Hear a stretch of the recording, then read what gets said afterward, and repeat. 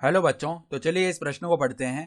निम्नांकित ग्राफ में दो वस्तुओं ए तथा बी का विस्थापन समय ग्राफ प्रदर्शित है। वस्तु ए का बी के सापेक्ष वेग ज्ञात कीजिए। ठीक है, तो हमें वस्तु ए का बी के सापेक्ष वेग ज्ञात करना है। तो प्रश्न में आगे बढ़ने से पहले इस प्रश्न से संबंधित जो मुख्य उदाहरण है उसकी हम चर्चा कर लेते हैं। तो यहाँ पे देखो, वस्तु ए का बी के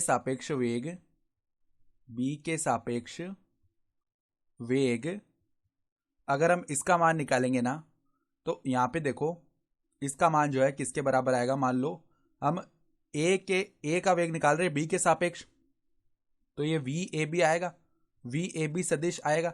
इसका मान जो है किसके बराबर होता है, वी ए सदिश यानी वस्तु ए का वेग माइनस में वी बी सदिश यानी वस्तु बी का वेग। ठीक है, तो अब सवाल के मुख्य हल में आ जाते हैं। हम जानते हैं कि विस्थापन समय ग्राफ की जो ढाल है ना, वो किसे प्रदर्शित करती है, वेग को प्रदर्शित करती है।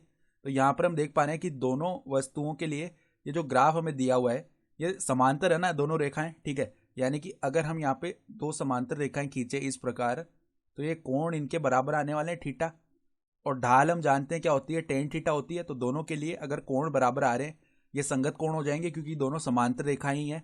ठीक है, तो संगत कोण से इन दोनों के कोण बराबर आएंगे, तो दोनों की ढालें भी बराबर आएंगी। इसका मतलब क्या है कि यहाँ पर वी ए जितना वेग होगा ना, वो बराबर होगा वी बी के वेग के। ठीक है, तो हमें तो क्या निकालना है, वस्तु ए का बी के सापेक्ष वेग क्या होगा, अर्थात वी ए बी का मान निकालना है। तो वो किसके बराबर आएगा, वी ए माइनस में वी बी, और यहाँ पर दिशा भी समान आएगी ना। ठीक है, क्योंकि दोनों समांतर रेखाएं हैं तो इनकी दिशा तो समान है ही है, साथ ही साथ इनके वेग भी समान होंगे।